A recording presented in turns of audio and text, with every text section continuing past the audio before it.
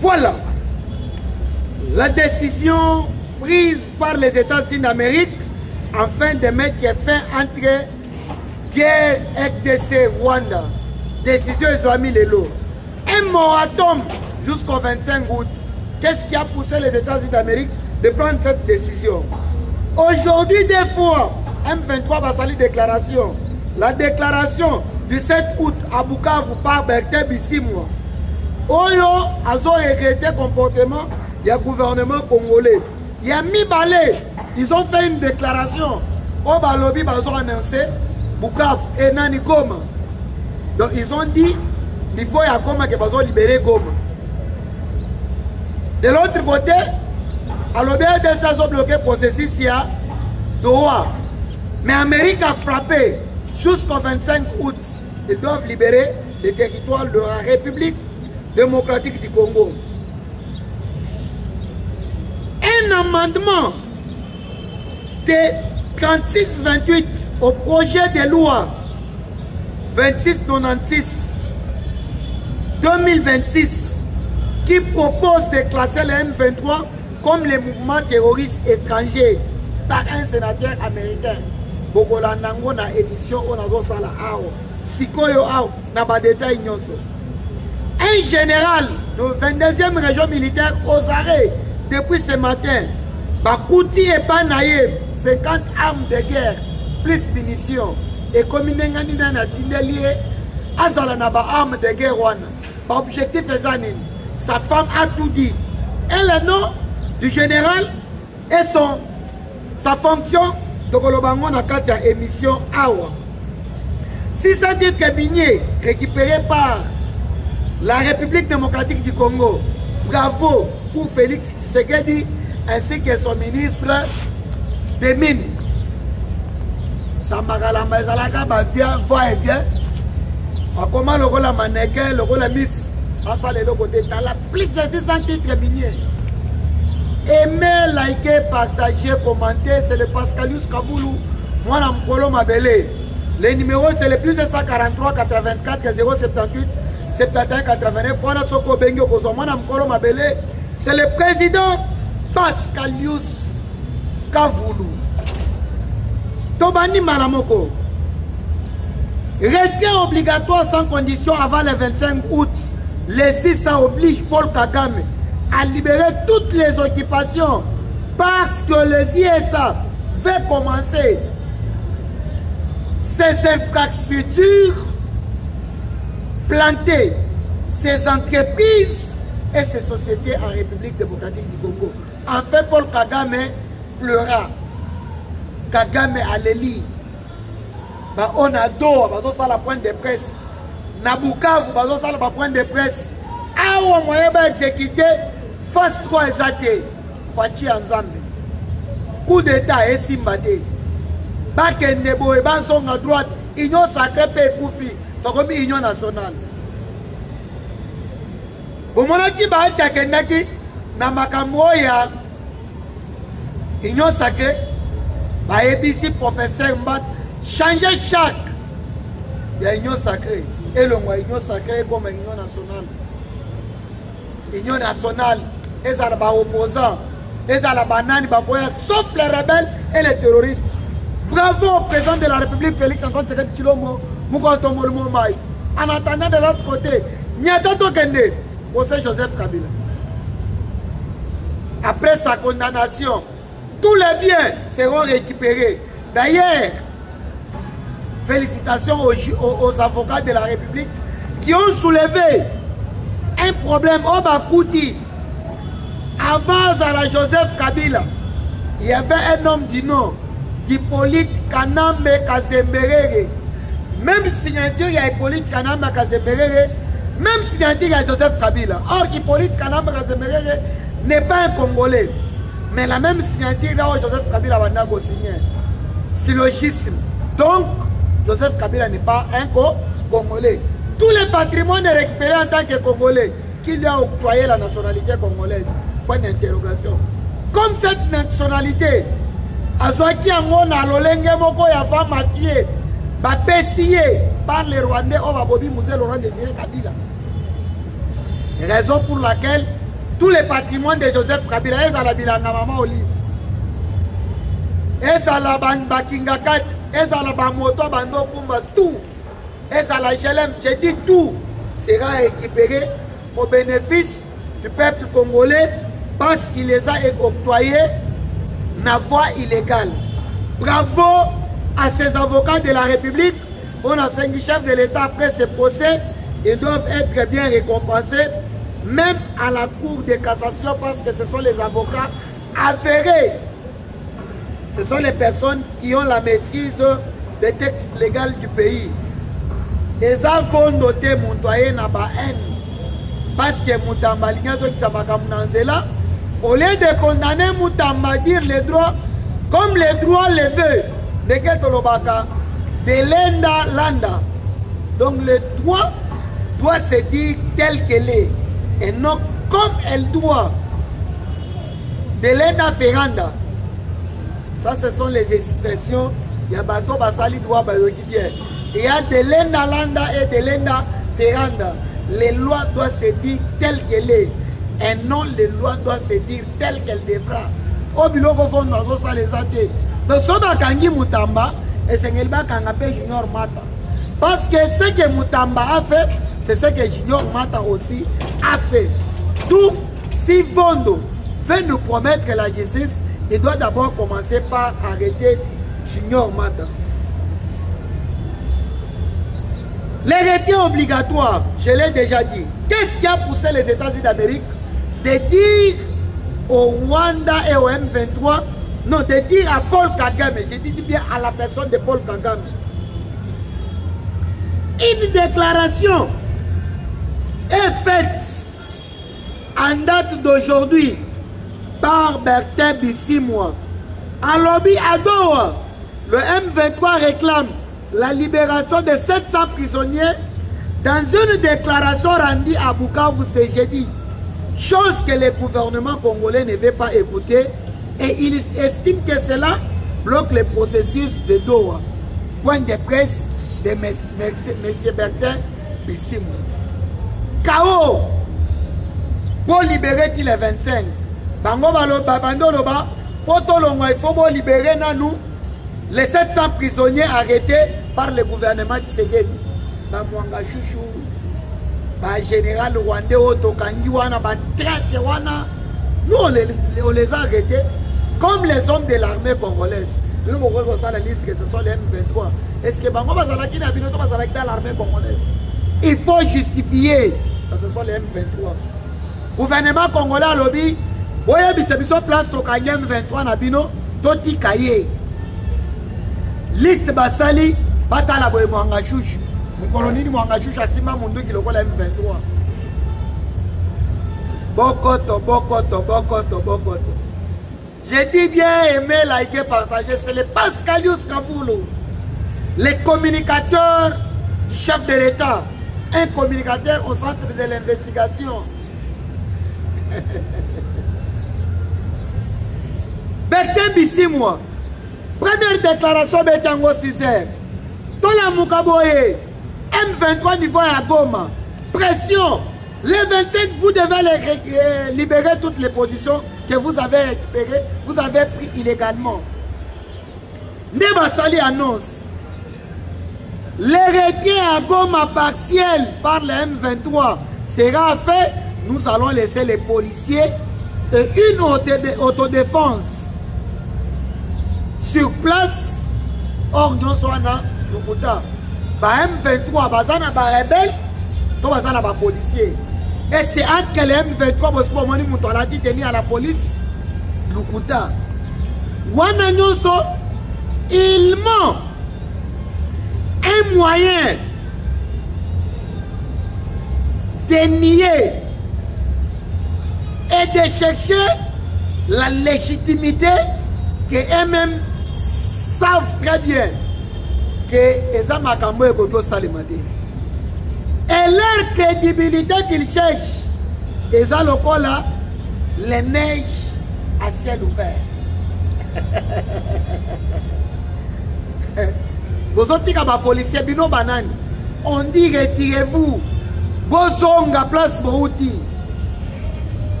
o ngai nang zonga place au route ozongiawa oza na mandat d'arrêt oza condamné oya bakangi okoti prison o ngai Joseph Kabila zonga place au route wa Kinshasa oya alekende osamba trahison traite un président qui est dans le mouvement un ancien président qui est dans le mouvement rébellion de Guinée. Mais on a soutenir Bisso. Attends mon encouragement dans le téléphone, commenter. Encourager à commenter. Mais les autres vont insulter que le communicateur est sans été. Dans la sans été, nous avons la deuxième licence aux facultés de droit.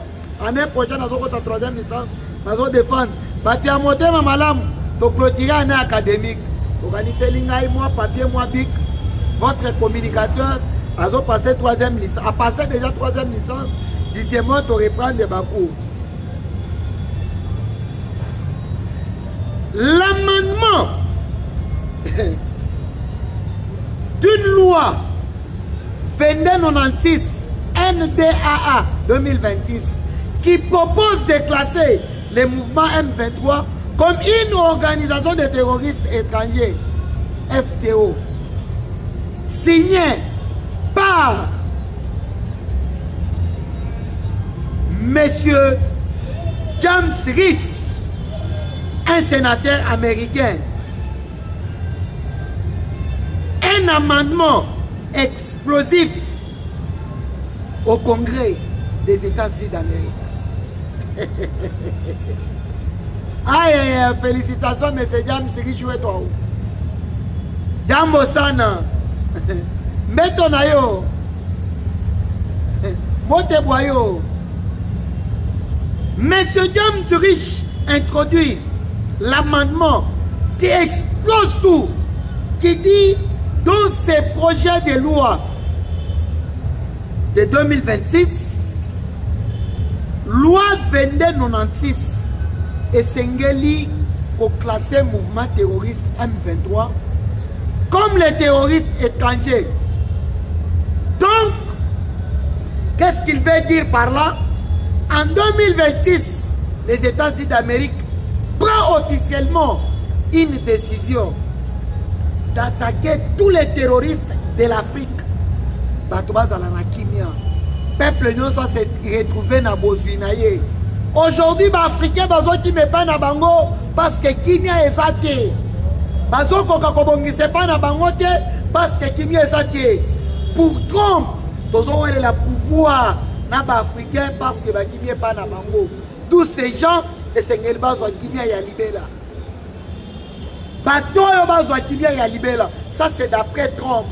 Alors, d'après cette proposition de loi, cet amendement est une clé juridique pour permettre aux besoins de frapper chirurgicalement, ciblés par l'armée américaine contre toutes les organisations reconnues comme terroristes en janvier 2026.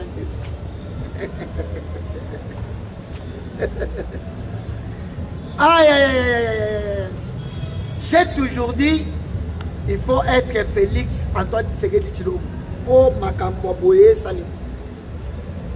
Il faut être un Congolais de père et de mère. Moutoyo ayeko la vie na ye mindu kiloko la Joseph Kabila Kotanga Tangate. La prononciation des mots est en français et en anglais à son kokate. Ayebi Swahili à Congo te, ayebi ka Swahili à Rwanda. Et ces messieurs-là ont le bataza congolais. Aujourd'hui, tout le monde donne raison à Ibrahim Kabila et Etienne Kabila. Tout le monde leur donne la raison. Pour bandima que Kabila, à ça moi na musée Laurent Désiré Kabila, babi misa musée Laurent Désiré Kabila ba tchawana. Ba calculer ADN, on va bengaka acide désoxyribonucléique. Ba calculer PRN, acide déribonucléique et acide désoxyribonucléique. Donc ça la gana ADN, acide désoxyribonucléique. ARN, acide déribonucléique. Batala, est-ce qu'en fait, Joseph Kabila, c'est notre frère? Et si Kabila est notre frère, Mousé Alobaki n'est jamais trahi le Congo. Est-ce que dans la rébellion, il y a Mousé? Mousé a un Congolais. Place au Mousé à conquérir, place Nini Robabomaki, à massacrer les Congolais. Vous verrez que hier, l'Organisation des Nations Unies a condamné Batoba M23 Basali à Koboma plus de 100 Congolais. Pas ça, il y a Magila, ça, il y a chiffre. Plus de 100. Mais yo, Fandi, Ozolo Tano, Kabila Chinaram. J'ai toujours dit, hein, que nous avons la fille de Chinaram. Épisode de Asura que nous avons l'amour. Yo, mon topé, ça, Kabila comme Chinaram. Wana Nazakutu Nakati Amakam Nabinote. Yo, mon topé, c'est Chinaram. Chinaram, en fait, abandaki Koboma. Chinarambo a dit qu'il faut soutenir le chef en place. Chinarambo a ridiculisé le chef en place. Mais lorsque la justice a frappé, Soja Chinarambo est à la Guinée. À côté prison, non seulement que Chinarambo à côté prison, mais aussi Abimi a comment passer à communauté. C'est le son qui va arriver à Joseph Kabila. Nous les Africains, comme elle a Takanzoto. Ce qu'on peut si comme moi, que Makenga, na Chiluba, il a souffrance, l'enfant souffrira toute sa vie. Et Belé va changer à Gomo na Kinugolo. Mouto Salaki na Kombo à Mukengeshai. À Koli à l'obité, Nazal Sungengeshai, ton Moussangeshai. Pourquoi? Trop de souffrance, trop de malheur. Yo aussi Kombo Bambié, Joseph Kabila. Aujourd'hui, les frères 23. Bazo Monana, entre autres, Joseph Kabila, le président de la République, le garant des bons fonctionnements des institutions, pour lui, le gouvernement d'Union nationale allait être taillé sur la taille des parlementaires. Le gouvernement d'Union nationale, de l'autre côté, la Moussi Makambo, va changer juge à cour constitutionnel, mandat, il a été donné Kamou les décider. Va essayer qu'on corrompe M. Sylvain Loubou parce que Sylvain Loubou outil n'a parti à battre le web. Faut-il béton en tant que les garants des bons fonctionnements des institutions, Atali à lobby, nous arrêtons cette hémorragie-là jusqu'à la nouvelle ordre. Bahati Akotimaï. Wanono Sonini, Abimisa Moutunaye, comme président à la Cour constitutionnelle pour que lorsque le président de la République a commis sa gouvernement à l'Union nationale a l'obaki à violation de la Constitution. Comme ça, comme la Cour constitutionnelle est compétente de juger le président de la République, va convoquer le chef de l'État pour qu'il va juger.